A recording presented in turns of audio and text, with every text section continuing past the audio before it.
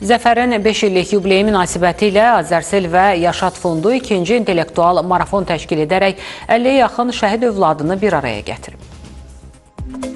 Zəfərin 5 illik yubileyi ərəfəsində şəhid övladlarının bilik və inkişafına töhfə vermək məqsədi ilə Yaşad Fondunun təşkilatçılığı və Azərsel Telekomun dəstəyi ilə ikinci intellektual marafon baş tutub.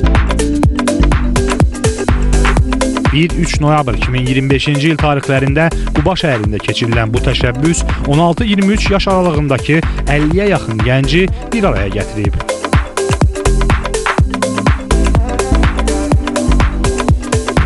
Tədbirdə Azərsel kiber təhlükəsizlik mövzusunda maarifləndirici təlim sessiyası təşkil edib.